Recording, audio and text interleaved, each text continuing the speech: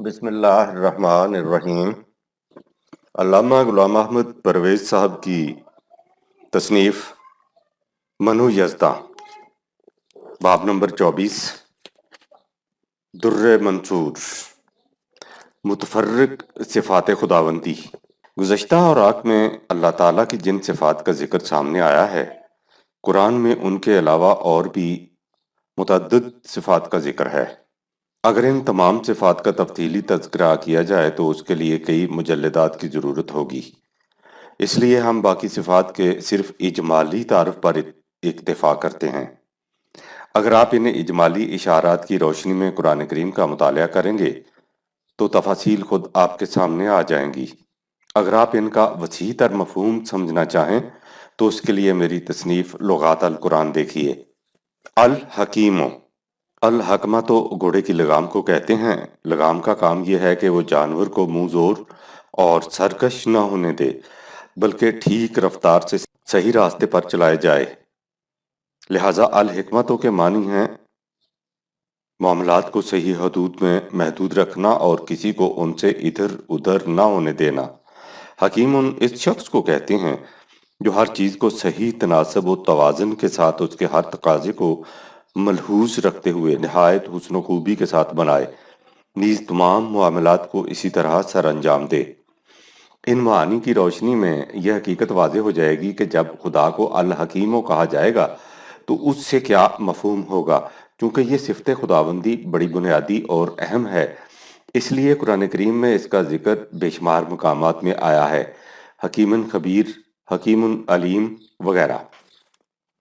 اس سے ظاہر ہے کہ جو معاشرہ ان افراد پر مشتمل ہوگا جن کی ذات صفات خداوندی کا مظہر ہوگی، اس میں کس طرح ہر معاملہ مبنی پر حکمت ہوگا۔ الحلیم، جس شخص کے اعصاب کمزور ہوں وہ ذرا سی بات پر مشتعل ہو جاتا ہے، اس کے جذبات چھوٹی چھوٹی تنقیدوں سے بھڑک اٹھتے ہیں۔ اس کے برعکس جس شخص کی توانائی قائم ہو، مزاج میں اعتدال ہو، اعصاب اور قوا مضبوط ہوں، تربیت صحیح ہو، وہ سکہ بھاری بھرکم متین اور سنجیدہ ہوتا ہے۔ وہ ذرا سی بات پر بھڑک نہیں اٹھتا، معاملات پر سنجیدگی سے غور کرتا، حسن تدبر اور احتیاط سے فیصلہ تک پہنچتا اور پھر اس فیصلہ پر عزم راسخ سے جم کر کھڑا ہو جاتا ہے۔ ایسے شخص کو حلیم کہتے ہیں۔ خدا کے حلیم ہونے کے معنی یہ ہیں کہ اس کا قانون مکافات یوں ہی نال بر آتش نہیں ہو جاتا، بلکہ اصول اور آئین کے مطابق اعمال کو ان کے نتائج تک پہنچاتا ہے، اور اگر اس دوران میں ان اعمال میں اصلاح کر لی جائے تو وہ ان کے مضر اثرات سے سامان حفاظت بہم پہنچا دیتا ہے۔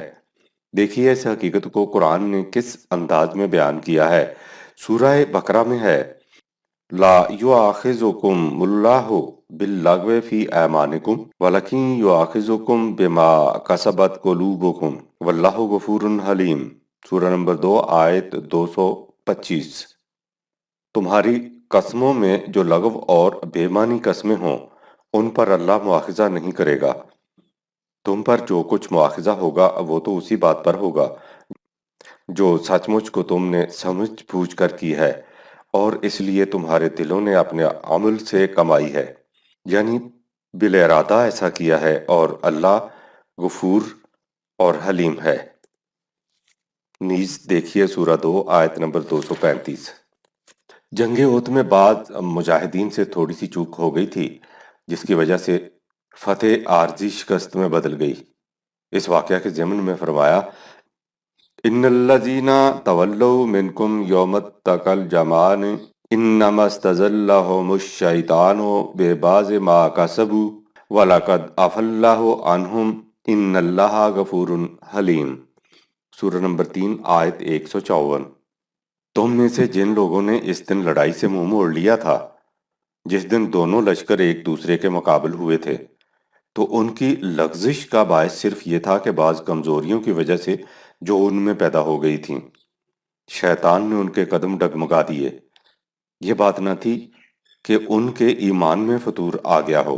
بہرحال یہ واقعہ ہے کہ خدا نے ان کی لغزش کو معاف کر دیا، یقیناً وہ غفور اور حلیم ہے۔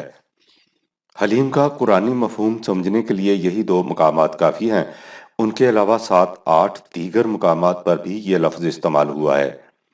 غفور حلیم سورہ 5 آیت 101، غنی حلیم سورہ 2 آیت 263، علیم حلیم سورہ 22 آیت 59، سورہ 4 آیت 12، شکور حلیم سورہ 64 آیت 17، حلیمن غفورا سورہ نمبر 17 آیت 44، علیمن حلیمہ سورہ نمبر 33 آیت نمبر 51، الغفور، الغفار، العفو۔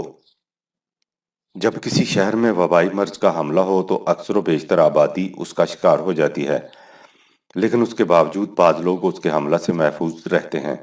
یہ وہ لوگ ہوتے ہیں جن میں قوت مدافعت زیادہ ہوتی ہے۔ ان کی یہ قوت مرض کے مضر اثرات کا مقابلہ کر کے انسان کو ان سے محفوظ رکھتی ہے۔ اسے مغفرت کہتے ہیں۔ خدا کے قانون مکافات کی روح سے ہر عمل اپنا نتیجہ مرتب کرتا ہے۔ اگر کسی فرد یا قوم کے تعمیری نتائج پیدا کرنے والے اعمال کا وزن زیادہ ہو تو وہ ان اعمال کے تخریبی نتائج مضر اثرات سے محفوظ رہتی ہے جو اس سے سہو و خطا کے طور پر سرزد ہو جائیں۔ اسے صفت غفاری اور غفوری کہتے ہیں۔ واللہ غفور الرحیم سورہ نمبر 2 آیت 281۔ اس صفت کا ذکر بھی بے شمار مقامات پر آیا ہے۔ چند ایک مقامات پر عفو غفور 2260 بھی آیا ہے، یعنی مواخذہ کرنے کے بجائے آگے بڑھ جانے، درگزر کرنے والا۔ مطلب اس سے بھی وہی ہے جو مغفرت کا ہے۔ مغفرت کے معنی یوں ہی بخش دینے کے نہیں۔ التواب، آپ کسی جگہ جا رہے ہیں، راستے میں ایک دو راہ پر آپ غلط سمت کی طرف مڑ جاتے ہیں۔ کچھ دور جا کر آپ کو اس کا احساس ہوتا ہے یا کوئی اور آپ کو بتاتا ہے کہ آپ غلط راستے پر پڑ گئے۔ یہاں سے صحیح راستے پر جانے کے لیے ضروری ہے کہ آپ اس مقام پر واپس آ جائیں جہاں سے آپ کا قدم غلط سمت کی طرف اٹھا تھا۔ اسی طرح واپسی کو توبہ کہتے ہیں۔ ہم یہ دیکھ چکے ہیں کہ خدا کے قانون مکافات کی روح سے عمل اور اس کے نتیجہ میں نمودار ہونے میں ایک وقفہ ہوتا ہے۔ اگر اس دوران میں انسان اس غلط روش سے باز آ کر صحیح روش اختیار کر لے اور ایسے تعمیری کام کرے جن سے سابقہ تخریب کے مضر اثرات سے حفاظت مل جائے تو وہ شخص تباہی و بربادی سے بچ جاتا ہے۔ اس صفت خداوندی کا نام توابیت ہے۔ انہو کانا توابا سورہ نمبر 110 آیت 3۔ انسان التائب لوٹنے والا، خدا التواب اور تیزی سے اس بندے کی طرف لوٹنے والا۔ رؤوفن، رحمت اور رافت قریب قریب مرادف الفاظ ہیں، اس فرق کے ساتھ کہ رحمت کے معنی ہیں سامان نشو و نما کا عطا کرنا اور رافت کے معنی ہیں ان موانع کو دور کرنا جو کسی کی نشو و نما کے راستے میں حائل ہوں۔ اس لیے قرآن میں رؤوف اور رحیم کی صفات بالعموم یکجا آتی ہیں۔ وَلَوْلَا فَضْلُ اللَّهِ عَلَيْكُمْ وَرَحْمَتُهُ وَأَنَّ اللَّهَ رَءُوفٌ رَحِيمٌ سورہ نمبر 24 آیت 20۔ اور اگر تم پر اللہ کا فضل اور رحمت نہ ہوتی تو تم ان مفسدہ پروازوں کے شر سے محفوظ نہ رہتے، اور یاد رکھو کہ اللہ رؤوف الرحیم ہے۔ سورہ توبہ میں ہے ثم تاب علیہم انہ بہم رؤوف الرحیم سورہ نمبر 9 آیت 117۔ پھر اللہ ان کی طرف لوٹ آیا، یقیناً وہ ان کے لیے رؤوف و رحیم تھا۔ دیگر مقامات کے لیے دیکھیے سورہ 2 آیت نمبر 143، سورہ نمبر 16 آیت نمبر 747۔ سورہ توبہ میں ایک جگہ نبی اکرم صلی اللہ علیہ وسلم کی صفت بھی رؤوف الرحیم آئی ہے، سورہ نمبر 9 آیت 187۔ یہی صورت حضور صلی اللہ علیہ وسلم کے ان متبعین کی ہوگی جن کی ذات میں صفات خداوندی منعکس ہوں گی۔ الودود، مودت اور رحمت بھی ایک ہی درخت کی دو شاخیں ہیں۔ سورہ روم میں ہے وَمِنْ آیَاتِهِ أَنْ خَلَقَ لَكُم مِّنْ أَنفُسِكُمْ أَزْوَاجًا لِتَسْكُنُوا إِلَيْهَا وَجَعَلَ بَيْنَكُم مَّوَدَّةً وَرَحْمَةً ان فی ذالک لآیۃ لقوم یتفکرون، سورہ نمبر 30 آیت نمبر 21۔ اور اس کی آیات میں سے یہ بھی ہے کہ اس نے تمہارے لیے تمہاری ہم جنس بیویاں بنائیں تاکہ ان سے تمہیں تسکین حاصل ہو، اور تمہارے درمیان اس نے مودت، محبت اور رحمت کے جذبات پیدا کر دیے۔ یقیناً غور و فکر کرنے والوں کے لیے اس میں نشانیاں ہیں۔ اسی لیے قرآن کریم میں ایک مقام پر ودود رحیم کے ساتھ آیا ہے اور دوسری جگہ غفور کے ساتھ۔ حضرت شعیب نے اپنی قوم سے فرمایا وَاسْتَغْفِرُوا رَبَّكُمْ ثُمَّ تُوبُوا عَلَيْهِ إِنَّ رَبِّي رَحِيمٌ وَدُودٌ، سورہ نمبر 11 آیت 90۔ اے قوم، اپنے رب سے مغفرت مانگو اور اس کی طرف لوٹو، یقیناً میرا رب رحیم، رحمت والا اور ودود، محبت کرنے والا ہے۔ سورہ بروج میں جزا و سزا کے تذکرہ کے بعد فرمایا وَهُوَ الْغَفُورُ الْوَدُودُ، سورہ 75 آیت نمبر 14۔ اور وہ اللہ بخشنے والا، محبت کرنے والا ہے۔ واضح رہے کہ خدا کی رحمت، مغفرت، محبت وغیرہ کا ابر نیساں اس کے خاص قوانین کے ماتحت گہربار ہوتا ہے، اور اس گہرباری سے بہرہ اندوز ہونے کے لیے اپنے آپ کو اہل بھی بنانا پڑتا ہے۔ زمین شور اس سے کیا متمتع ہوگی؟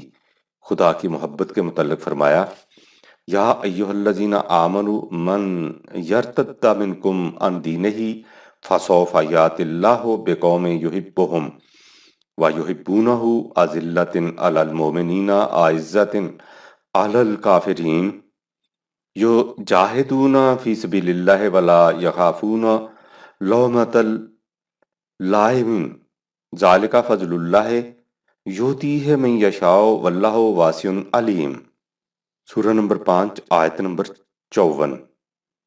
مسلمانوں، جو تم میں سے اپنے دین سے پھر جائے گا تو وہ یہ نہ سمجھے کہ اس کے پھر جانے سے دین حق کو کوئی نقصان پہنچے گا۔ قریب ہے کہ اللہ ایک ایسا گروہ سچے مومنین کا پیدا کر دے جنہیں خدا دوست رکھتا ہوگا، اور وہ خدا کو دوست رکھنے والے ہوں گے۔ مومنوں کے مقابلہ میں نہایت نرم اور جھکے ہوئے، لیکن کفار کے مقابلہ میں نہایت سخت، اللہ کی راہ میں جہاد کرنے والے اور کسی ملامت گر کی ملامت سے نہ ڈرنے والے۔ یہ اللہ کا فضل ہے جسے وہ اپنی مشیت کے مطابق اسے عطا کرتا ہے۔ جو اسے لینا چاہے وہ اپنے فضل میں بڑی ہی وسعت رکھنے والا اور سب کچھ جاننے والا ہے۔ یہ ہیں خدا کی محبت و مودت کی شرائط جن کے پورا کرنے سے اپنے آپ کو اس کا اہل بنایا جا سکتا ہے۔ الکریم، عربوں کے ہاں کریم کا لفظ بڑا وسیع المعانی تھا۔ یوں سمجھیے کہ جس کے متعلق وہ کہنا چاہتے کہ اس میں انسانیت کی تمام بلند خصلتیں اور عمدہ صفتیں موجود ہیں، اسے وہ الکریم کے لفظ سے تعبیر کرتے تھے۔ ہر قسم کے شرف و مجد کا مالک، ہر نوع کی عزت و تکریم کا مستحق، بے بہا جود و سخا، بخشش و عنایات، بذل و کرم کا حامل، ایک نشو و نما یافتہ ذات ان تمام صفات حسنہ کی آئینہ دار ہوتی ہے۔ اس سے ظاہر ہے کہ جب خدا کے متعلق یہ لفظ بولا جائے گا تو اس سے کیا مقصود و مفہوم ہوگا۔ سورہ النمل میں ہے وَمَن شَكَرَ فَإِنَّمَا يَشْكُرُ لِنَفْسِهِ وَمَن كَفَرَ فَإِنَّ رَبِّي غَنِيٌّ كَرِيمٌ، سورہ 27 آیت نمبر 4۔ جو سپاس گزار ہوگا اس کے شکر کا فائدہ اس کی ذات کو پہنچے گا، اور جو ناسپاس ہوگا تو اس کا نقصان بھی اسی کو ہوگا۔ میرا رب انسانوں کے شکر و کفر سے بے نیاز اور کریم ہے، یعنی اسے کسی کے شکر کی احتیاج نہیں، نہ کسی کا کفر اس کا کچھ بگاڑ سکتا ہے۔ البتہ جو شکر گزار ہوگا اس پر اس کے فضل و کرم کی بارشیں ہوں گی۔ سورہ انفطار میں ہے یا ایھا الانسان ما غرک بربک الکریم الذی خلق فسواک فعدلک، سورہ 82 آیت نمبر 6-7۔ اے انسان، وہ کون سی چیز ہے جس نے تجھے تیرے رب کریم کی طرف سے فریب دے دیا؟ وہ رب جس نے تجھے پیدا کیا، پھر مختلف مدارج طے کرانے کے بعد تجھے سنوارا اور تیرے اعضاء و جوارح میں تناسب پیدا کر دیا، یعنی انسان کی تخلیق اور پھر تقویم احسن سب اللہ تعالیٰ کے فضل و کرم سے ہے۔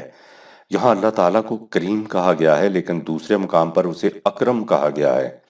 اقرا و ربک الاکرم الذی علم بالقلم علم الانسان ما لم یعلم، سورہ نمبر 96، آیات 3 تا 5۔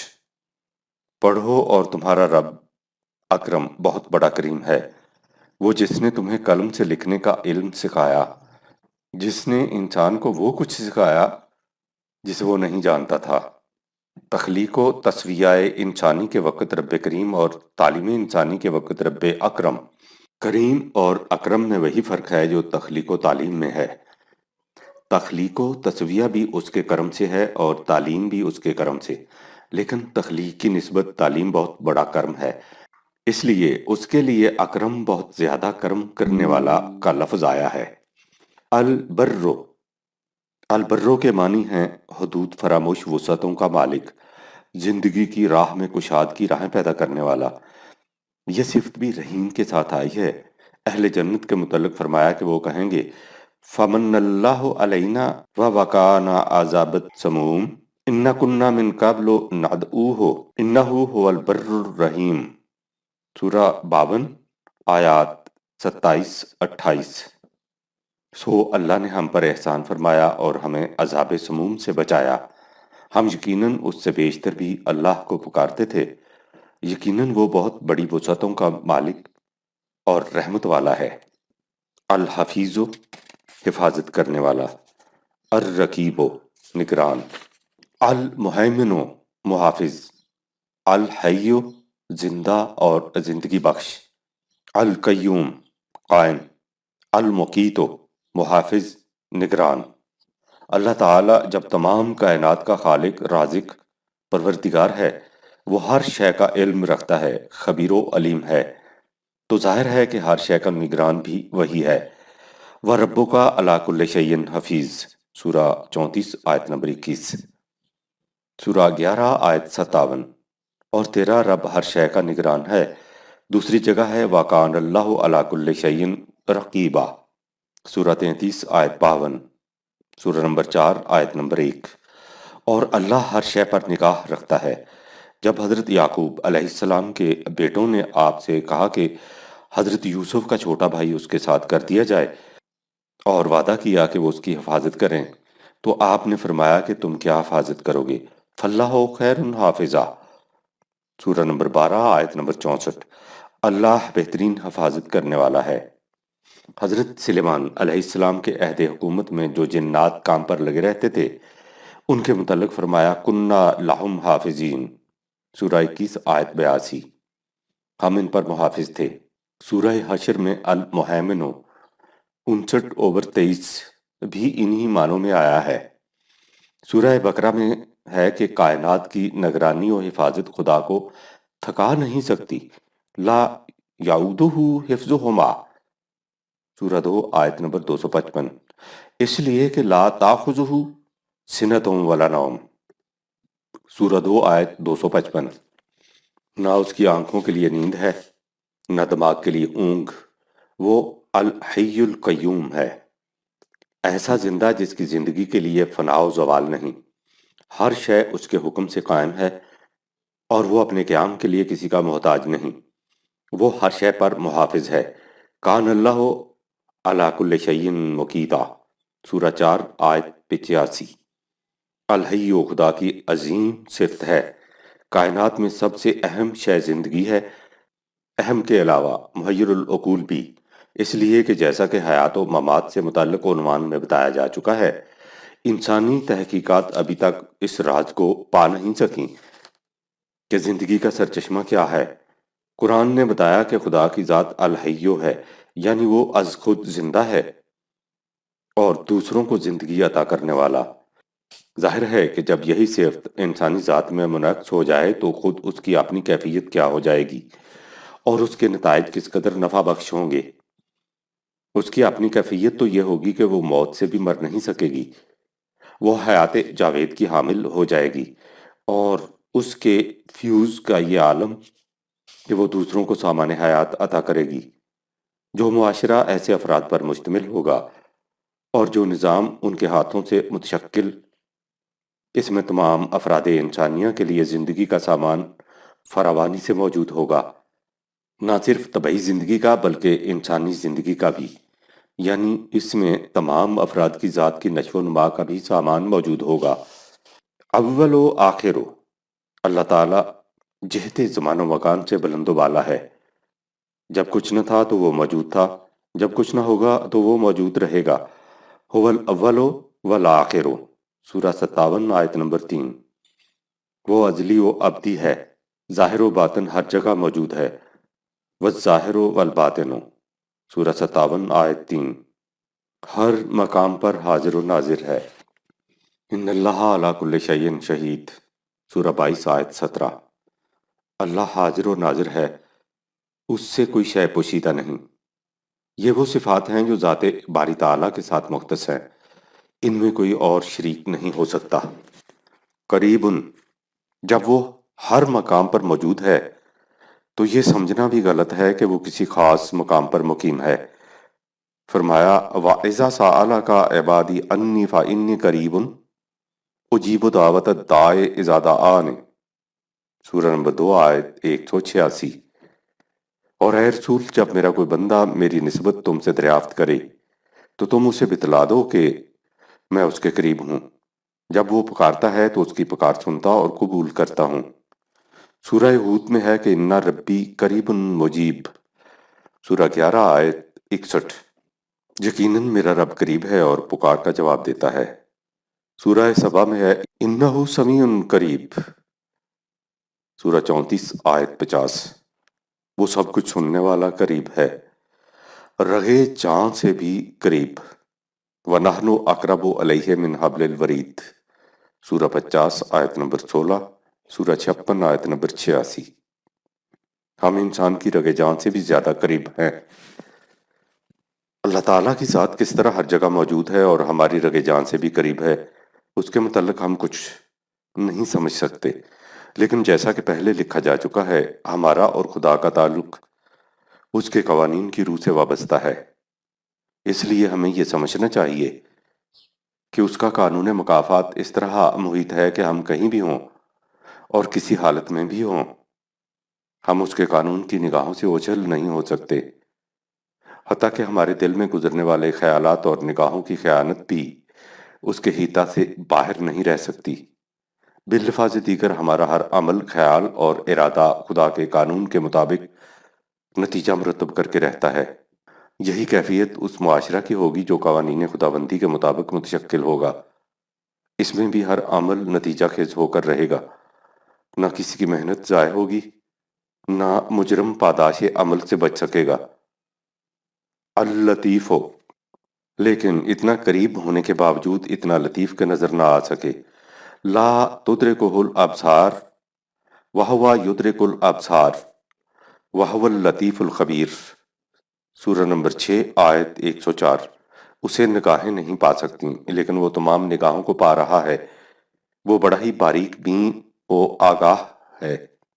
لطیف خبیر کے لیے دیکھیے سورہ 31 آیت 16، سورہ 22 آیت 63، سورہ 67 آیت 14 اور سورہ 33 آیت 34۔ لطیف کے معنی نرمی کا برتاؤ کرنے والا بھی ہے۔ اللہ لطیف بعبادہ، سورہ 42 آیت 19۔ اللہ اپنے بندوں پر رہنمائی دینے میں نرمی کا برتاؤ کرتا ہے۔ ان ربی لطیف لما یشاء، سورہ نمبر 12 آیت نمبر 100۔ یقیناً میرا رب اپنی مشیت کے مطابق نرمی کا برتاؤ کرنے والا ہے۔ الشہید، حاضر و ناظر، لطیف ایسا کہ نگاہوں سے اوجھل، لیکن قریب ایسا کہ ہر جگہ حاضر و ناظر اور ہر شے پر شاہد۔ واللہ علی کل شیء شہید، سورہ 58 آیت نمبر 6، سورہ 4 آیت نمبر 33، سورہ 5 آیت نمبر 111، سورہ 5 آیت نمبر 117، سورہ 22 آیت نمبر 17۔ کوئی عمل بظاہر کیسا ہی پوشیدہ کیوں نہ ہو، اللہ کے علم سے نہیں چھپ سکتا، کیونکہ وہ ہر عمل پر شاہد ہے۔ واللہ شہید علی ما تعملون، سورہ نمبر 3 آیت نمبر 97۔ جب کوئی ایسا معاملہ سامنے آ جائے جس کے لیے کوئی گواہ نہ ملے تو اللہ اس پر بھی شاہد ہوتا ہے۔ ایک مقدمہ جس میں حضرت داؤد علیہ السلام اور سلیمان علیہ السلام کے فیصلہ کا ذکر کرنے کے بعد فرمایا وَكُنَّا لِحُكْمِهِمْ شَاهِدِينَ، سورہ 21 آیت 78، اور ہم ان کے فیصلے پر شاہد تھے۔ اور صرف اسی ایک فیصلہ پر شاہد نہیں، حق جہاں بھی ہو اللہ اس پر شاہد ہوتا ہے۔ غور کیجئے، ایک رسول آتا ہے اور دعویٰ کرتا ہے کہ میں جو کچھ کہتا ہوں اپنی طرف سے نہیں کہتا، بلکہ یہ ایک پیغام ہے جو تمہارے خدا کی طرف سے تمہاری طرف نازل ہوا ہے۔ ظاہر ہے کہ یہ ایک بہت بڑا دعویٰ ہے جس کی صداقت کی شہادت کے لیے ایک بہت بڑے گواہ کی ضرورت ہے۔ یہ گواہ کون ہے؟ فرمایا لیکن اللہ یشہد بما انزل علیک انزلہ بعلمہ والملائکۃ یشہدون وکفی باللہ شہیدا، سورہ 4 آیت نمبر 166۔ اے پیغمبر، اگر یہ لوگ تمہاری سچائی سے انکار کرتے ہیں تو کریں، لیکن اللہ نے جو کچھ تم پر نازل کیا ہے وہ اسے نازل کر کے تمہاری سچائی کی گواہی دیتا ہے، اور اس نے اسے اپنے علم کے ساتھ نازل کیا ہے، اور ملائکہ بھی اس کی گواہی دیتے ہیں، اور جس بات پر اللہ گواہی دے تو اللہ کی گواہی کفایت کرتی ہے۔ حضور صلی اللہ علیہ وسلم کی رسالت پر گواہی، وَأَرْسَلْنَاكَ لِلنَّاسِ رَسُولًا وَكَفَىٰ بِاللَّهِ شَهِيدًا، سورہ 4 آیت 89۔ اے پیغمبر صلی اللہ علیہ وسلم، ہم نے تمہیں تمام نوع انسانی کے لیے رسول بنا کر بھیجا ہے، اس پر اللہ کی شہادت کفایت کرتی ہے۔ ایسا پیغامبر جس کا پیغام رشد و ہدایت دنیا کے ہر آئین و مسلک پر غالب آنے والا ہو۔ هو الذی ارسل رسولہ بالہدی ودین الحق لیظہرہ علی الدین کلہ وکفی باللہ شہیدا، سورہ 48 آیت 28۔ وہ ذات جس نے اپنے رسول کو ہدایت اور دین حق دے کر بھیجا تاکہ اسے تمام ادیان عالم پر غالب کرے، اور اس حقیقت پر اللہ کی شہادت کافی ہے۔ سلسلہ رشد و ہدایت کی مختلف کڑیوں پر نگاہ ڈالیے۔ داعی الی الحق کی پہلی صدا بظاہر ایک بے یار و مددگار کی صدا ہوتی ہے۔ لوگ عناد و شرارت کی بنا پر اس کی تکذیب کرتے ہیں، اور یوں حق و باطل میں مقابلہ شروع ہو جاتا ہے۔ ظاہری اسباب کی تمام قوتیں باطل کے ساتھ نظر آتی ہیں، اور حق اب بے کسی و بے بسی کے عالم میں دکھائی دیتا ہے۔ اس وقت محض دنیاوی اسباب و علل پر نگاہ رکھنے والوں میں سے کوئی شخص اس کی گواہی نہیں دیتا کہ اس معرکہ میں حق کامیاب ہوگا، لیکن وہیں ایک ایسا شاہد بھی ہوتا ہے جو علی الرغم شہادت دیتا ہے کہ انجام کار فتح حق کی ہی ہوگی، اور پھر نتائج بتا دیتے ہیں کہ یہ شہادت کتنی بڑی صداقت پر مبنی تھی۔ فرمایا قل ایو شیء اکبر شہادۃ قل اللہ شہید بینی و بینکم واوحی الی ھذا القرآن لانذرکم بہ ومن بلغ ائنکم لا تشہدون ان مع اللہ آلہۃ اخری قل لا اشہد قل انما هو الہ واحد واننی بریء مما تشرکون، سورہ نمبر 6 آیت نمبر 19۔ اے رسول صلی اللہ علیہ وسلم، ان معاندین سے پوچھو کہ کون سی چیز ہے جس کی گواہی سب سے بڑی گواہی ہے۔ تم کہہ دو کہ اللہ کی گواہی ہے، اللہ میرے اور تمہارے درمیان گواہ ہے۔ اس نے مجھ پر اس قرآن کی وحی کی ہے تاکہ اس کے ذریعہ تمہیں اور انہیں جن تک اس کی تعلیم پہنچ جائے باطل پرستی کے انجام سے آگاہ کروں۔ اب کہو تمہارا کہنا کیا ہے؟ کیا تم گواہی دیتے ہو کہ خدا کے ساتھ دوسرے معبود بھی شریک ہیں؟ اے پیغمبر تم کہو اگر تمہاری گواہی یہی ہے تو سن رکھو کہ میں اس کی گواہی نہیں دیتا۔ میری گواہی یہی ہے کہ وہی معبود یگانہ ہے، اس کے سوا کوئی نہیں، اور جو کچھ تم اس کے شریک ٹھہراتے ہو میں اس سے بیزار ہوں۔ بس اب ایک گواہی تمہاری ہوئی اور ایک میری، اور فیصلہ خدا کے ہاتھ ہے۔ تم دیکھو گے کہ فیصلہ کس کے حق میں ہوتا ہے۔ ان معاملات میں خدا کی شہادت کے معنی یہ ہیں کہ جب قرآن پر علم و بصیرت کی روشنی میں غور و فکر کیا جائے گا تو وہ اپنے من جانب اللہ ہونے کی شہادت آپ بن جائے گا، اور جب تم نظام کائنات پر غور و فکر کرو گے تو وہاں سے بھی یہ حقیقت تمہارے سامنے آ جائے گی کہ خدا کے قوانین کس محکمیت سے کار فرما رہتے ہیں اور ان کے نتائج کیسے تعمیری ہوتے ہیں۔ یہ ملائکہ کی شہادت ہوگی قرآن نے مظاہر فطرت کو بھی ملائکہ کہہ کر پکارا ہے۔ تفصیل کے لیے دیکھیے کتاب ابلیس و آدم۔ اسی طرح جب قرآنی نظام کے نتائج سامنے آئیں گے تو ان سے بھی قرآن کے برحق ہونے کی شہادت مل جائے گی۔ اس سے آگے بڑھیے تو مومن کی زندگی اور جماعت مومنین کا کردار خود اس امر کی شہادت ہوگا کہ یہ لوگ حق کے علمبردار ہیں۔ حقیقت یہ ہے کہ ہر نشو و نما یافتہ ذات حق کی شاہد ہوتی ہے۔ الحسیب، جب وہ ہر عمل پر شاہد ہے تو ظاہر ہے کہ تمام اعمال و افعال پر محاسبہ بھی اسی کا ہے۔ ایک ذرہ بھی اس کے قانون مکافات کے احاطہ سے باہر نہیں ہو سکتا۔ اس کے علم کے سامنے ظاہر و باطن یکساں ہے، اس لیے کوئی عمل حدود مجازات سے باہر نہیں جا سکتا۔ وَإِن تُبْدُوا مَا فِي أَنفُسِكُمْ أَوْ تُخْفُوهُ يُحَاسِبْكُم بِهِ اللَّهُ، جو کچھ تمہارے دلوں میں ہے تم اسے ظاہر کرو یا پوشیدہ رکھو، وہ تم سے اس کا محاسبہ کرتا ہے۔ سورہ نمبر 2 آیت نمبر 284۔ اس کے لیے اسے کسی معاون و مددگار کی ضرورت نہیں، وہ حساب لینے کے لیے خود کافی ہے۔ وَكَفَى بِاللَّهِ حَسِيبًا، سورہ 4 آیت نمبر 6۔ ایک ایک ذرہ محاسبہ کی گرفت میں آ جاتا ہے۔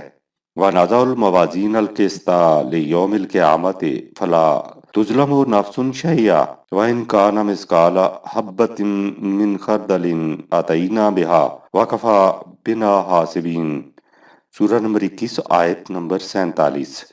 اور ظہور نتائج کے وقت ہم انصاف کی ترازو کھڑی کر دیں گے، اس میں کسی کے ساتھ ذرہ بھی ناانصافی نہ ہوگی۔ اگر رائی برابر بھی کسی کا عمل ہوگا تو ہم اسے وزن میں لے آئیں گے۔ جب ہم خود حساب لینے والے ہوں تو پھر اس کے بعد باقی کیا رہا؟ اور یہ حساب صرف قیامت کے دن ہی نہیں ہوگا، بلکہ یہ سلسلہ یہیں سے شروع ہو جاتا ہے۔ اس کے آئین مکافات اور قانون مہلت کے ماتحت بعض نتائج بدیر ظہور میں آتے ہیں اور بعض جلد، لیکن حساب بہر کیف فوراً شروع ہو جاتا ہے۔ اس کے معنی یہ ہیں کہ ہر عمل کا نتیجہ اس عمل کے سرزد ہونے کے ساتھ ہی مرتب ہونا شروع ہو جاتا ہے۔ یہ الگ بات ہے کہ محسوس و مشہود شکل میں ہمارے سامنے کچھ وقت کے بعد آتا ہے۔ اس کے لیے کہا کہ وَهُوَ سَرِيعُ الْحِسَاب، سورۃ نمبر 13 آیت 41۔ چنانچہ کفار مکہ کو ان کے انکار و حجود کے جن نتائج سے ڈرایا جاتا تھا ان کے متعلق فرمایا وَإِمَّا نُرِيَنَّكَ بَعْضَ الَّذِي نَعِدُهُمْ اور نَتَوَفَّيَنَّكَ فَإِنَّمَا عَلَيْكَ الْبَلَاغُ وَعَلَيْنَا الْحِسَابُ، سورہ نمبر 13 آیت 39۔ اور ہم نے ان لوگوں سے جو وعدے کیے ہیں کچھ ضروری نہیں کہ یہ سب ایک ہی مرتبہ ظہور میں آ جائیں، ہو سکتا ہے کہ ان میں سے بعض باتیں ہم تجھے اے رسول تیری زندگی میں دکھا دیں، اور یہ بھی ہو سکتا ہے کہ ان سے پہلے ہی تیرا وقت پورا ہو جائے۔ بہرحال جو کچھ تیرے ذمہ ہے وہ پیغام حق پہنچا دینا ہے۔ ان سے ان کے اعمال کا حساب لینا ہمارا کام ہے، تیرا کام نہیں۔ اس کا حساب سخت اور حساب کا نتیجہ بڑا محکم گیر ہوتا ہے۔ وَكَأَيٍّن مِّن قَرْيَةٍ أَتَتْ عَنْ أَمْرِ رَبِّهَا وَرُسُلِهِ فَحَاسَبْنَاهَا حِسَابًا شَدِيدًا وَعَذَّبْنَاهَا عَذَابًا نُكْرًا، سورہ نمبر 65 آیت 8۔ اور کتنی بستیاں ایسی تھیں کہ انہوں نے اپنے رب اور اس کے رسولوں کے حکم سے سرتابی کی، سو ہم نے ان کا سخت محاسبہ کیا اور ان کے اعمال کی پاداش میں انہیں عذاب شدید میں گرفتار کیا۔ یہ حساب کس طرح ہوتا ہے اور اس کے نتائج کیسے سامنے آتے ہیں، ان امور کی تفصیل کسی آئندہ مجلدات میں سامنے آئے گی۔ یہاں صرف اتنا ہی اشارہ کافی ہے کہ یہ چیزیں کہیں باہر سے نہیں آتی، بلکہ خود نفس انسانی کے اندر ہی یہ حساب کتاب مرتب ہوتا رہتا ہے، لیکن ہوتا سب کچھ اللہ کے قانون مکافات کے مطابق ہے۔ وَكُلَّ إِنسَانٍ أَلْزَمْنَاهُ طَائِرَهُ فِي عُنُقِهِ وَنُخْرِجُ لَهُ يَوْمَ الْقِيَامَةِ كِتَابًا يَلْقَاهُ مَنشُورًا اقرأ كِتَابَكَ وَكَفَى بِنَفْسِكَ الْيَوْمَ عَلَيْكَ حَسِيبًا، سورہ نمبر 17 آیات 13-14۔ اور ہم نے ہر انسان کا اعمال نامہ خود اس کی گردن سے باندھ رکھا ہے، اس وقت وہ لپٹا ہوا ہے، قیامت کے دن ہم اسے کھول کر سامنے لے آئیں گے، وہ اسے اپنے سامنے کھلا دیکھ لے گا اور ہم اس سے کہیں گے کہ اپنا نامہ اعمال پڑھ لے۔ آج کے دن خود تیرا نفس تیرے احتساب کے لیے کافی ہے۔ اسی کو دوسرے الفاظ میں یوں کہا گیا ہے کہ ہر شخص کا حساب خدا کے ذمہ ہے۔ اِنَّا إِلَيْنَا إِيَابَهُمْ ثُمَّ إِنَّا إِلَيْنَا حِسَابَهُمْ، سورہ نمبر 88 آیات 25-26۔ یقیناً ان تمام انسانوں کو ہماری طرف لوٹنا ہے اور ان سب کا حساب ہمارے ذمہ ہے۔ جب انسانی معاشرہ کی تشکیل ان افراد کے ہاتھوں سے ہو جن کی ذات خداوندی صفات کی آئینہ دار ہو، تو اس میں ہر شخص کے اعمال کا محاسبہ ہوتا رہتا ہے۔ نہ کسی کا حسن عمل بلا نتیجہ رہتا ہے، نہ جرم چھپ سکتا ہے۔ اس میں نہ کسی کی رعایت ہوتی ہے، نہ کسی کے ساتھ زیادتی۔ میزان عدل ہوتی ہے اور لوگوں کے اعمال حیات۔ الشاکرو الشکورو، شکر کے بنیادی معنی ہیں اعمال کے بھرپور نتائج، لہٰذا الشاکرو اور الشکورو کے معنی ہیں انسانی اعمال کا بھرپور بدلہ دینے والا۔ ما یفعل اللہ بعذابکم ان شکرتم و آمنتم وکان اللہ شاکرا علیما، سورہ نمبر 4 آیت 147۔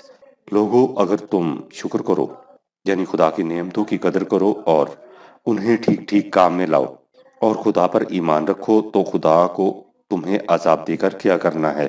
خدا تو ان اعمال کا قدر شناس اور ان کی حالت کا علم رکھنے والا ہے۔ وہ تو ایسا قدر شناس ہے کہ جو کچھ تم اللہ کی راہ نظام خداوندی کے قیام کے لیے صرف کرو، اس کا بدلہ اس سے کہیں زیادہ دیتا ہے۔ ان تقرضوا اللہ قرضا حسنا یضاعفہ لکم ویغفر لکم واللہ شکور حلیم، سورہ 64 آیت نمبر 17۔ اگر تم اللہ کو قرض حسنہ دو تو وہ اسے دگنا کر کے تمہیں واپس دے گا اور تمہاری حفاظت کا سامان کر دے گا، اور اللہ اعمال حسنہ کی بڑی قدر کرنے والا اور بڑا بردبار ہے۔ سورہ فاطر میں فرمایا کہ جو لوگ کتاب اللہ کے اتباع میں نظام صلاۃ قائم کرتے ہیں اور زکوٰۃ کا انتظام کرتے ہیں، وہ اپنا اثاثہ ایک ایسی تجارت میں لگاتے ہیں جس میں کبھی نقصان نہیں ہو سکتا۔ اللہ تعالیٰ نے یہ باب تجارت کھولا ہی اس لیے ہے لِيُوَفِّيَهُمْ أُجُورَهُمْ وَيَزِيدَهُمْ مِنْ فَضْلِهِ إِنَّهُ غَفُورٌ شَکور، سورہ 35 آیت نمبر 30، تاکہ وہ ان کے اعمال کا پورا پورا بدلہ انہیں دے اور اپنے فضل سے اس پر اضافہ بھی کرے۔ یقیناً وہ سامان حفاظت عطا کرنے والا، اعمال کا بہترین بدلہ دینے والا ہے۔ یہی لوگ جب جنت میں داخل ہوں گے تو وہاں ان کی صدا اس کے سوا اور کچھ نہ ہوگی۔ وَقَالُوا الْحَمْدُ لِلَّهِ الَّذِي أَذْهَبَ عَنَّا الْحَزْنَ إِنَّ رَبَّنَا لَغَفُورٌ شَکور، سورہ 35 آیت نمبر 34۔ ہر قسم کی حمد و ستائش کے لائق وہ ذات ہے جس نے حزن و ملال کو ہم سے دور کیا اور ہمیں اس امن و سلامتی کے مقام پر پہنچا دیا۔ یقیناً ہمارا رب بخشنے والا، بہترین بدلہ دینے والا ہے۔ السلام المومنو، قرآن کریم نے انسانی زندگی کی انتہائی کامیابیوں کو ایک جامع لفظ میں بیان کیا ہے، اور وہ لفظ ہے سلام۔ غور کیجئے، تمام انسانی جد و جہد کا مقصود اور اس کی ساری تگ و دو کا مفہوم اس کے سوا اور کیا ہے کہ اسے سلامتی حاصل ہو۔ امن و سکون کی زندگی، اطمینان و سلامتی کی زندگی، وہ زندگی جس میں کوئی خوف و حزن نہ ہو، کسی قسم کا رنج و ملال نہ ہو، کامل اطمینان و سکون ہو، لیکن وہ فریب سکون نہیں جو آرزوؤں کے فنا اور خواہشات کے ترک کر دینے سے حاصل ہوتا ہے، بلکہ وہ اطمینان قلب جو تسخیر کائنات کے بعد اس کے ماحصل کو اقدار خداوندی کے مطابق صرف کرنے سے حاصل ہوتا ہے۔ اس لیے خدا کی صفات السلام المومنو، سورہ 59 آیت 23، امن و سلامتی کا عطا کرنے والا بھی ہے۔ واضح رہے کہ سلام کے معنی امن و سلامتی، پیس کے علاوہ کسی شے کے مکمل مسلم کر دینے کے بھی ہیں۔ خدا کی ذات مکمل ترین ہے، جو انسان اس کے قوانین کی اطاعت کرتا ہے اس کی ذات کی بھی تکمیل ہو جاتی ہے۔ یہ ہے وہ سلام مکمل ہو جانا جس کی طرف خدا کا نظام دعوت دیتا ہے۔ واللہ یدعو الی دار السلام ویہدی من یشاء الی صراط مستقیم، سورہ 10 آیت 25۔ اور اللہ سلامتی کے گھر کی طرف بلاتا ہے، اور جو شخص چاہتا ہے اسے اپنے قانون مشیت کے مطابق سلامتی کی سیدھی راہ دکھا دیتا ہے۔ اللہ سلامتی کے گھر کی طرف دعوت قرآن کریم کے ذریعے دیتا ہے۔ قد جاءکم من اللہ نور و کتاب مبین یہدی بہ اللہ من اتبع رضوانہ سبل السلام ویخرجہم من الظلمات الی النور بإذنہ ویہدیہم الی صراط مستقیم، سورہ نمبر 5 آیات 15-16۔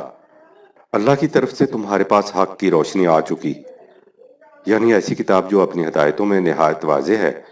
خدا اس کتاب کے ذریعے ان لوگوں پر جو خدا کی رضا جوئی کے تابع ہوں سلامتی کی راہ کھول دیتا ہے، اور اپنے حکم سے یعنی اپنے مقررہ قانون کے مطابق انہیں تاریکیوں میں سے نکالتا اور کامیابی کی سیدھی راہ پر لگا دیتا ہے۔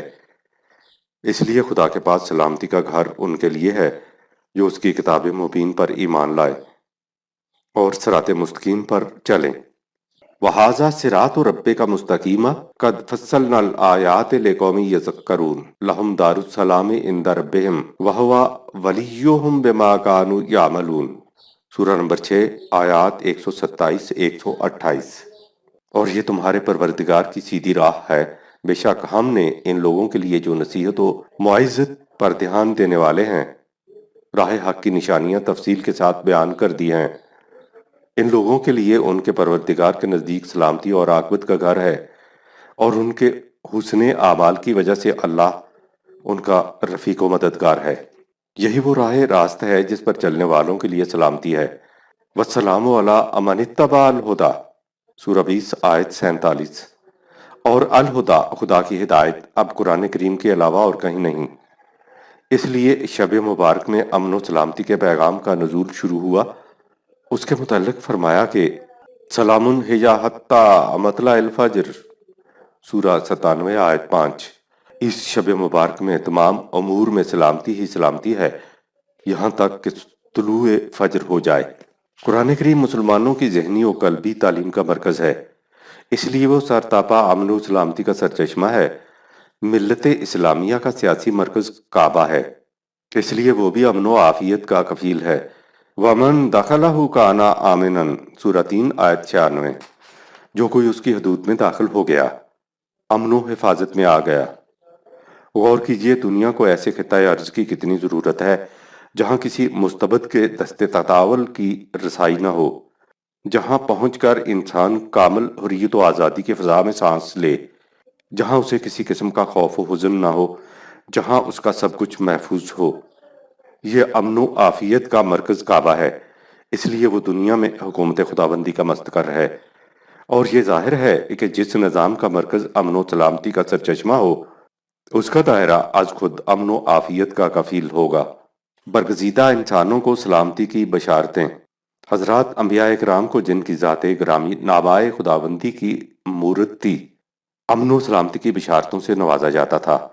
حضرت نوح علیہ السلام اور ان کے متبعین کے متعلق فرمایا قیلا یا نوح اہبط سلام منا و برکات علیک و علی ممن معاک سورہ 11 آیت 48۔ حکم ہوا اے نوح اب کشتی سے اتر، ہماری جانب سے تجھ پر سلامتی اور برکتیں ہوں، نیز ان جماعتوں پر جو تیرے ساتھ ہوں۔ حضرت ابراہیم علیہ السلام کے متعلق فرمایا سلام علی ابراہیم سورہ 37 آیت 109۔ حضرت موسیٰ و ہارون کے متعلق فرمایا سلام علی موسیٰ و ہارون سورہ 37 آیت 12۔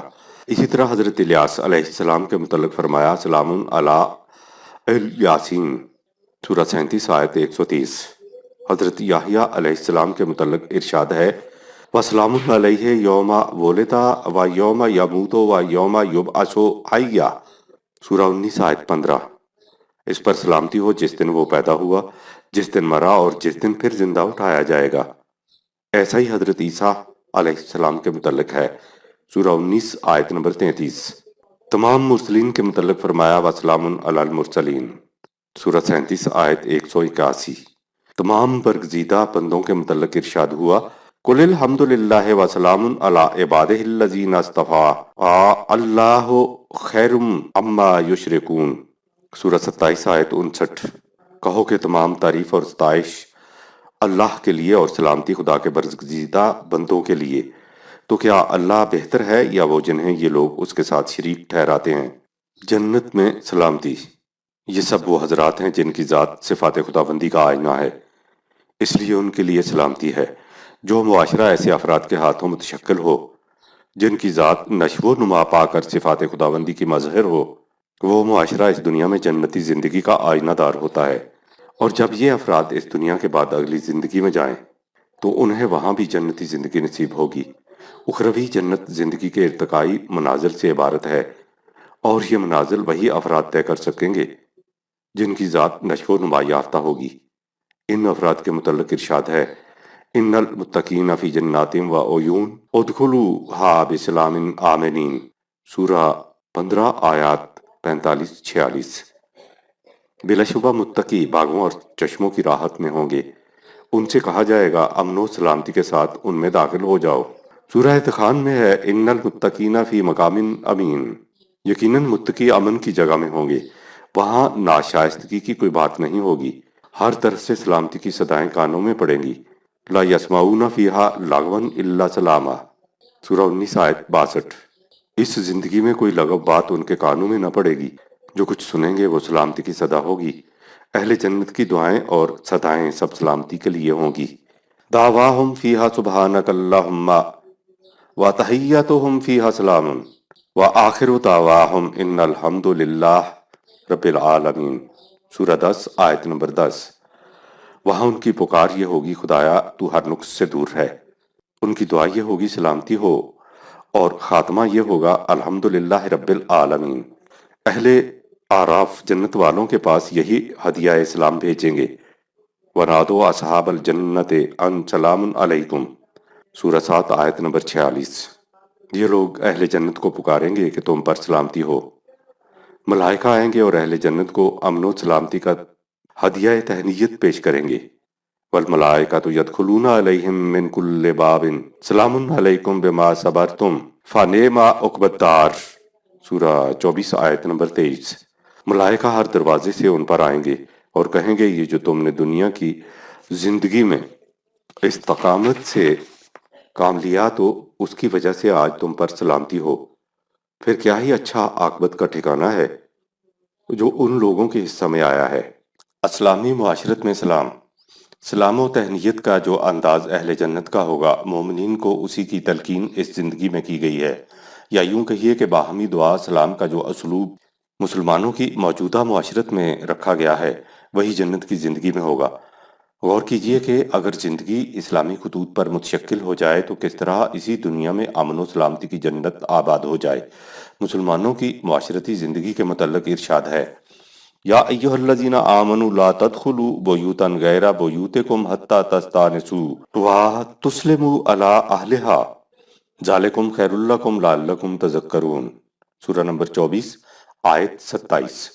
اے ایمان والو، اپنے گھروں کے علاوہ جب کسی اور کے گھر میں جانا ہو تو پہلے ان سے اجازت طلب کرو اور پھر اہل خانہ کو سلام کہو۔ یہ تمہارے لیے بہتر ہے تاکہ تم اس حقیقت کو ہر وقت یاد رکھو کہ تمہارا باہمی تعلق امن و سلامتی کا تعلق ہے۔ غیروں کے گھروں میں ہی نہیں بلکہ خود اپنے گھروں میں بھی آؤ تو اپنے اہل خانہ کو سلام و تہنیت کا ہدیہ پیش کرو۔ فَإِذَا دَخَلْتُمْ بُيُوتًا فَسَلِّمُوا عَلَىٰ أَنفُسِكُمْ تَحِيَّةً مِّنْ عِندِ اللَّهِ مُبَارَكَةً طَيِّبَةً، سورہ 24 آیت 61۔ سو جب تم گھر میں داخل ہو تو اپنے لوگوں کو اللہ کا بتایا ہوا مبارک و طیب ہدیہ سلام پیش کرو۔ غور کیجئے کہ جس سوسائٹی کے افراد کی یہ کیفیت ہو کہ جب آپس میں ملیں ایک دوسرے پر امن و سلامتی کی دعاؤں کے پھول برسائیں، اس سوسائٹی کی زندگی کیسی جنت کی زندگی ہوگی۔ جب مسلمان قرآنی تعلیم کی حقیقت سے آگاہ اور اس پر صحیح مفہوم میں عمل پیرا تھے تو وہی سلام جو ایک بے جان رسم بن کر رہ گیا ہے، ان کے باہمی ربط و ضبط اور قلبی تعلقات کا زندہ مظہر تھا۔ آج یہ سلام دو لفظوں کا مجموعہ ہے جو حلق کے اوپر اوپر سے مکانی کی طور پر زبان پر آ جاتے ہیں، دل سے ان کا کچھ علاقہ نہیں ہوتا۔ حالانکہ قرآن کریم کا مقصود یہ تھا کہ الفاظ تمہارے جذبات قلبی کے اظہار کا ذریعہ اور اعمال کا آئینہ ہوں۔ اگر قلب و زبان اور الفاظ و اعمال میں ہم آہنگی نہ ہو تو ان الفاظ کا قرآنی میزان میں کوئی وزن نہیں ہو سکتا، بلکہ یہ وہ منافقت ہے جو خدا کے ہاں بدترین لعنت کی مستوجب ہے۔ کابرا مقتن عند اللہ ان تقولوا ما لا تفعلون، اللہ کے نزدیک یہ بہت بری بات ہے کہ تم زبان سے وہ کچھ کہو جس پر تمہارا عمل شاہد نہ ہو۔ اس لیے اسلامی معاشرت میں السلام علیکم صرف دو الفاظ کا مجموعہ نہیں بلکہ سوسائٹی کے افراد کے قلبی تعلقات کا مظہر ہے۔ وہ تعلقات جو باہمی مودت و مواخات، بہی خواہی اور سلامت روی کی بنیادوں پر استوار ہوں۔ اس معاشرہ میں جب ایک فرد دوسرے فرد سے ملتا ہے تو اس سے کہتا ہے کہ میں آرزو مند ہوں کہ تم ہر طرح سے امن و سلامتی میں رہو۔ اس کا اولین مفہوم یہ ہے کہ تم مطمئن رہو، میری طرف سے تمہیں کسی قسم کی کوئی تکلیف نہیں پہنچے گی۔ اس کے جواب میں یہ دوسرا شخص بھی اس آرزو کا اظہار کرتا ہوا وعلیکم السلام کہتا ہے، یعنی یہ دونوں اس امر کا اعلان کرتے ہیں کہ ہمیں ایک دوسرے کی طرف سے کوئی خطرہ نہیں، بلکہ پورا پورا اطمینان ہے کہ ہم باہمی امن و سلامتی سے رہیں گے۔ یہ تھا اسلامی معاشرہ میں السلام علیکم کا مفہوم۔ اب اس طریقے معاشرت کے ایک اور پہلو پر غور کیجئے۔ آج ہماری حالت یہ ہے کہ جو شخص اپنے آپ کو کسی اعتبار سے بڑا سمجھتا ہے، وہ متوقع ہوتا ہے کہ دوسرے لوگ اسے سلام کریں۔ وہ اپنی طرف سے پہل کرنے میں سبکی محسوس کرتا ہے۔ لیکن دیکھیے کہ قرآن کریم اس باب میں کیا تعلیم دیتا ہے۔ نوع انسانی میں نبی اکرم صلی اللہ علیہ وسلم سے بلند اور کس کا مرتبہ ہو سکتا ہے؟ جس ذات اقدس و اعظم پر ایمان لانا فرض ہے، اس کی رفعت شان ہدایت تصور میں نہیں آ سکتی۔ لیکن قرآن کریم کا ارشاد ہے وَإِذْ جَاءَكَ الَّذِينَ يُؤْمِنُونَ بِآيَاتِنَا فَقُلْ سَلَامٌ عَلَيْكُمْ كَتَبَ رَبُّكُمْ عَلَى نَفْسِهِ الرَّحْمَةَ سورہ 6 آیت نمبر 54۔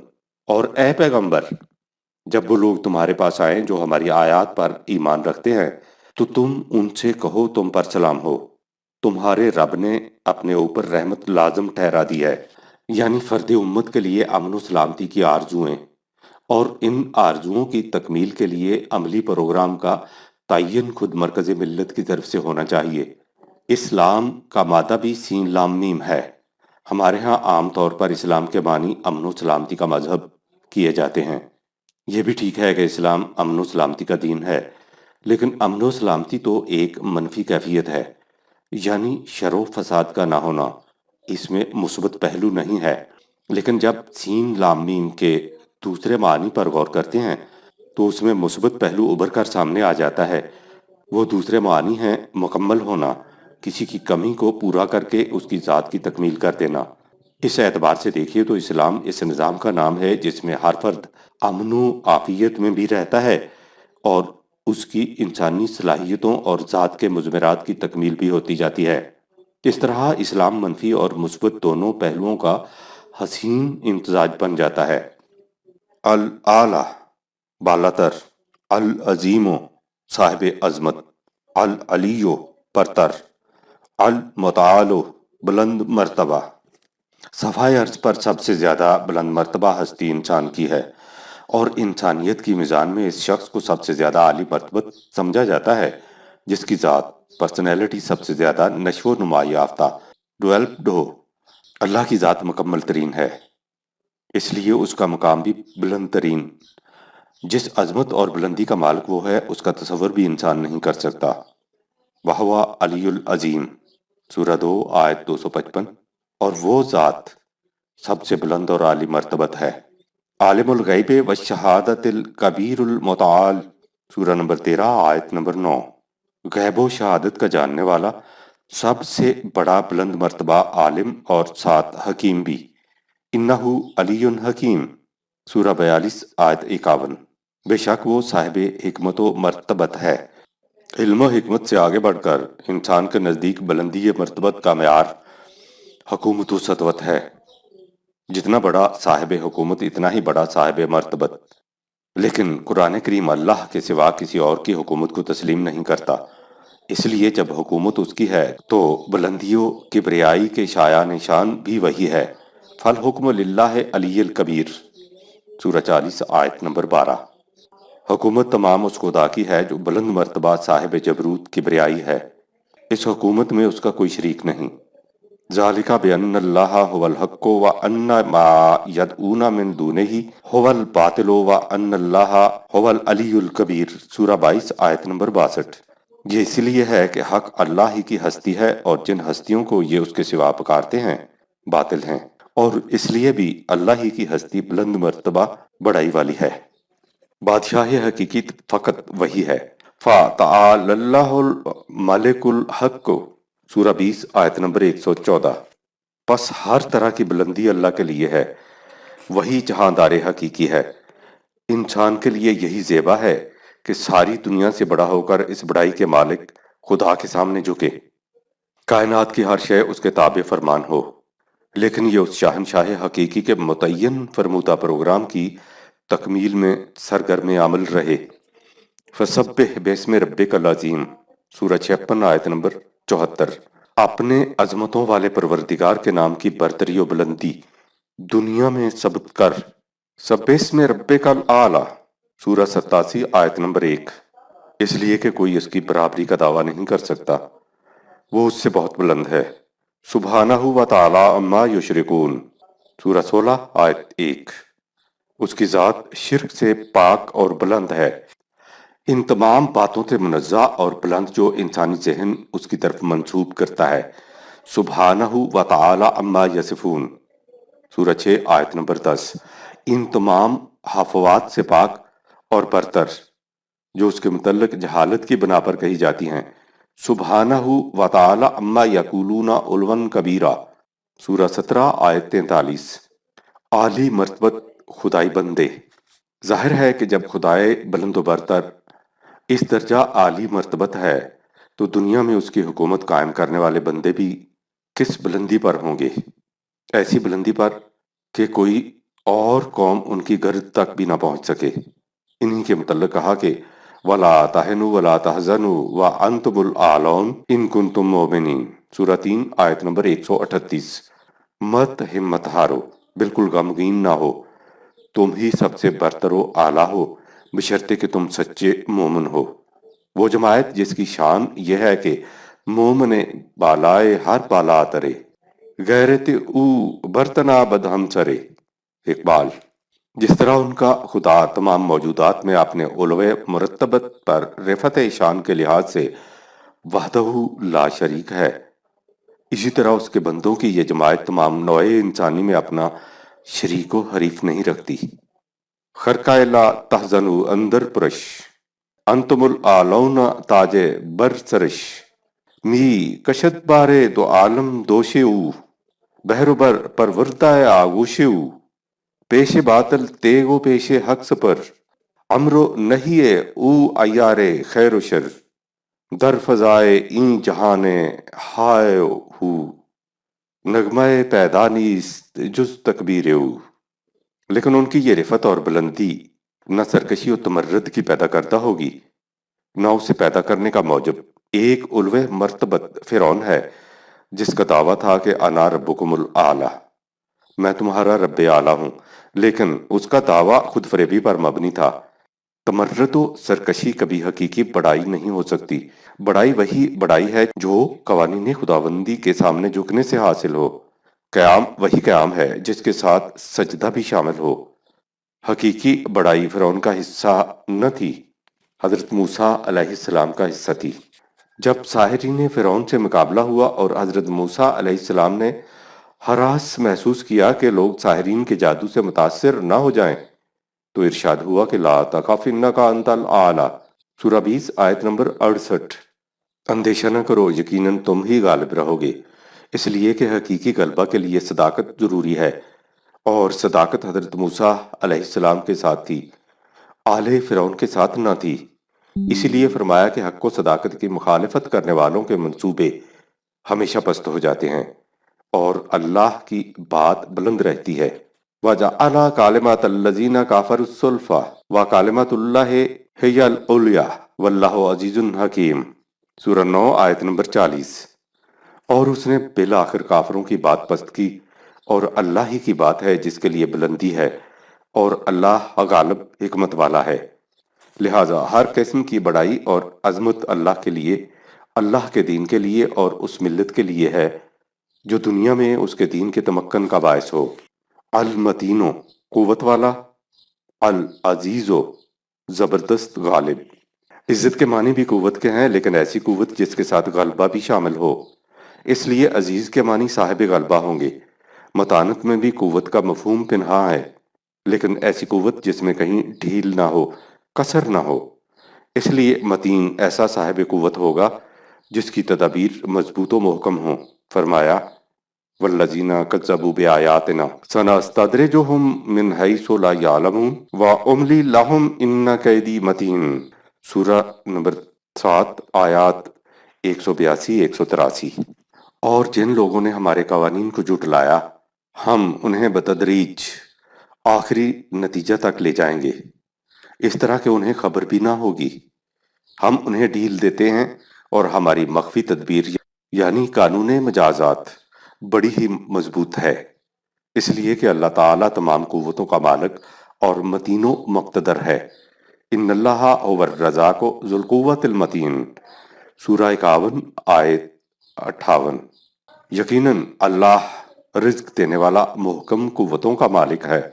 قرآن کریم میں اللہ تعالیٰ کے لیے عزیز کا لفظ متعدد مقامات پر استعمال ہوا ہے۔ کہیں عزیز حکیم ہے، یعنی وہ ذات جس کا غلبہ معاذ اللہ اندھا دھند قوت کے بلبوتے پر مبنی نہیں بلکہ سرتاپا حکمت اللہ پر مبنی ہے۔ کہیں عزیز ذو انتقام ہے، سورہ 3 آیت 3، یعنی اس کا غلبہ اس لیے ہے کہ قانون مکافات کی روح سے اعمال کی جزا و سزا پورے طریق پر دی جا سکے۔ کمزور کی حکومت میں نہ حقدار کو اس کا حق ملتا ہے نہ مجرمین کو پاداش عمل، اس لیے مجازات کے لیے محکم غلبہ اور پائیدار تسلط کی ضرورت ہے۔ اسی لیے قوی عزیز بھی آیا ہے، یعنی اس کا غلبہ یوں ہی اتفاقی طور پر عمل میں نہیں آ گیا بلکہ اس کی لامحدود قوتوں کا نتیجہ ہے۔ جب قوم فرعون اپنے جرائم کی پاداش میں جکڑی گئی تو فرمایا کہ اخذ عزیز مقتدر، سورہ 54 آیت 42۔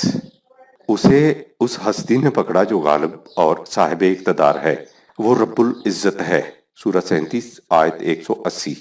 جب کسی کو عزت کی تلاش ہو اسے اس کے قوانین کی اطاعت کرنی ہوگی، اس لیے کہ حقیقی عزت اور کہیں سے نہیں مل سکتی۔ من کان یرید العزت فللہ العزت جمیعا، سورہ 35 آیت 10۔ جو عزت کا متلاشی ہے اسے معلوم ہونا چاہیے کہ تمام کی تمام عزت اللہ کے لیے ہے۔ وہ عزت کے متلاشیوں کو عزت عطا کرتا ہے، لیکن کیسے؟ علیہ یصعد الکلم الطیب والعمل الصالح یرفعہ، سورہ 35 آیت 10۔ نوع انسانی کے لیے منافعت بخش نظریات زندگی اس کی طرف بلند ہوتے ہیں اور عمل صالح اس کو اوج و رفعت عطا کرتا ہے۔ اس طرح یہ عزت اس کے صالح بندوں کے حصہ میں آتی ہے۔ وَلِلَّهِ الْعِزَّةُ وَلِرَسُولِهِ وَلِلْمُؤْمِنِينَ وَلَكِنَّ الْمُنَافِقِينَ لَا يَعْلَمُونَ، سورہ نمبر 63 آیت نمبر 8۔ منافقین دوسروں کے ہاں عزت کے متلاشی ہوتے ہیں، یہ کس قدر نگاہ کا فریب اور دل کی بھول ہے۔ بشر المنافقین بأن لهم عذابا علیما الذین یتخذون الکافرین اولیاء من دون المؤمنین یبتغون عندهم العزت فإن العزت للہ جمیعا۔ اے رسول تم منافقین کو مطلع کر دو، ان کے لیے دردناک عذاب ہے۔ وہ لوگ جو مسلمانوں کی جماعت کو چھوڑ کر کفار کو اپنا دوست بناتے ہیں، کیا یہ لوگ ان غیروں کے ہاں عزت ڈھونڈتے ہیں؟ اگر ایسا ہے تو یاد رکھیں عزت جتنی ہے سب کی سب اللہ ہی کے پاس ہے۔ عزت تمام اللہ کے لیے ہے اور اس کی عطا فرمودہ اس کے رسول اور جماعت مومنین کے لیے کہ وہ اس کتاب کے وارث اور متبع ہیں جو خود عزیز ہے۔ وَإِنَّهُ لَكِتَابٌ عزیز، سورہ 41 آیت 41۔ اس میں شبہ نہیں کہ بظاہر ہمیں نظر آتا ہے کہ اس کتاب کے منکرین بھی صاحب عزت و قوت ہوتے ہیں، لیکن ان کی عزت جھوٹے نگوں کی میناکاری ہوتی ہے جو ظاہر بھی نگاہوں کو خیرہ کر سکتی ہے لیکن سچے معیار کی آزمائش کی کبھی تاب نہیں لا سکتی۔ بل الذین کفروا فی عزت و شقاق، سورہ 38 آیت نمبر 2۔ لیکن منکرین حق کی یہ حالت ہے کہ ایک جھوٹی عزت کے ذم باطل میں مخالفت پر اڑے ہوئے ہیں۔ یہ وہ لوگ ہیں جن کی کیفیت یہ ہے کہ وَإِذَا قِيلَ لَهُ اتَّقِ اللَّهَ أَخَذَتْهُ الْعِزَّةُ بِالْإِثْمِ فَحَسْبُهُ جَهَنَّمُ وَلَا بِئْسَ الْمِہَادُ، سورہ نمبر 2 آیت 206۔ اور جب ان لوگوں سے کہا جائے کہ قوانین خداوندی کی خلاف ورزی کے تباہ کن نتائج سے ڈرو تو جھوٹی عزت کا گھمنڈ انہیں اور زیادہ مخالفت پر اکساتا ہے۔ ان لوگوں کو جہنم کی کفایت کرے گا جو بہت برا ٹھکانہ ہے۔ وہ جہنم جہاں انہیں نہایت ذلت کی زندگی بسر کرنا ہوگی، اور اس عذاب کے متعلق ان سے کہا جائے گا کہ ذُقُّ اِنَّکَ أَنْتَ الْعَزِیزُ الکریم، سورہ 44 آیت 49۔ اسے چکھو، तुम अपने आप को बहुत बड़ा साहिब इज्जत व तकरीम तस्वर किया करते थे। ये सब इसलिए कि इन लोगों ने इज्जत व तकरीम के गलत मैारों से अपने आप को फरेब दे रखा था। इज्जत का मैार सिर्फ यह है कि वलिल्लाहिल इज्जतु लिरसूलिही वल मोमिनीन, सूरह 63 आयत नंबर 8। तमाम तर इज्जत अल्लाह और उसके रसूल और जमायत मोमिनीन के लिए है। यानी सही इज्जत व तकरीम बुलंदी किरदार से हासिल होती है, ना कि फरेबो इस्तबदाद से। जब कुरान करीम ने यह कहा कि मोहकम और पायदार इज्जत व तकरीम जमायत मोमिनीन के लिए है, और इज्जत भी ऐसी कि कोई दूसरी कौम उनकी हमसरी नहीं कर सकती, तो उससे जाहिर है कि हम मौजूदा मुसलमान, जो बदनसीबी से दुनिया की जलील तरीन कौमों में शुमार होते हैं, अपने आप को मोमन नहीं कह सकते। मोमन और जिल्लत की जिंदगी दो मुतजाद बातें हैं।